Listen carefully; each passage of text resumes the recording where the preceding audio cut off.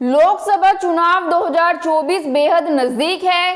केंद्र की सत्तारूढ़ मोदी सरकार के खिलाफ बना विपक्षी दलों का गठबंधन इंडिया नेतृत्व के संकट से जूझ रहा है।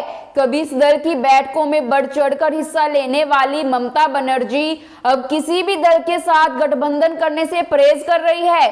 घटक दलों के 20 सीटों के बंटवारे पर रार हो रही है। ममता बनर्जी ने एकला चलो का नारा दे दिया है। नमस्कार दोस्तों, मैं हिमांशी कश्यप आपके साथ। आप देख रहे हैं जनता की आवाज। आगे बढ़ने से पहले इस वीडियो को लाइक करें, शेयर करें और अगर पहली बार जनता की आवाज न्यूज चैनल को देख रहे हैं तो चैनल को सब्सक्राइब भी करें और घंटी जरूर बजाएं, चैनल की भी और सरकार की भी। आज की नेशनल मीडिया के मुकाबले में जनता का साथ दीजिए और उसकी ताकत बनिए, जनता की आवाज बनिए और हो सके तो इसके लिए चैनल को ज्वाइन भी करें।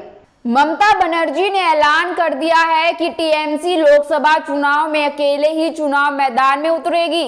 ममता के इस ऐलान के साथ ही विपक्षी इंडिया गठबंधन की तस्वीर और भविष्य पर संकट के बादल गहरे हो गए हैं।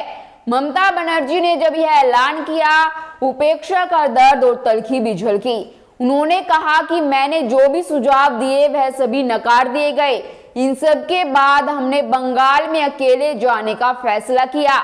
उन्होंने राहुल गांधी का नाम लिए बिना यह भी कहा कि वह पश्चिम बंगाल में यात्रा करने जा रहे, इसकी जानकारी शिष्टाचार के नाते भी उनको नहीं दी गई है। ममता बनर्जी ने कहा कि इन सब को लेकर हमसे किसी भी तरह की कोई चर्चा नहीं की गई, ये पूरी तरह से गलत है।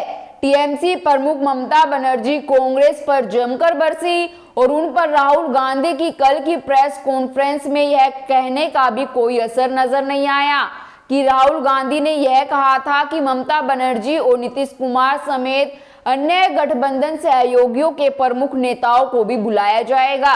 ममता बनर्जी ने दो टूक कहा है कि हमने पहले ही कह रखा है कि कांग्रेस 300 सीटों पर चुनाव लड़े और क्षेत्रीय दलों को अपने क्षेत्र में बीजेपी से मुकाबला करने दिया जाए।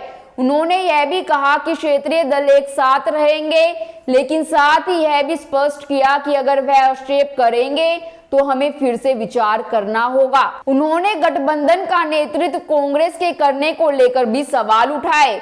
गौरतलब है कि टीएमसी ने साफ किया था कि वह कांग्रेस को 2 सीटें देगी।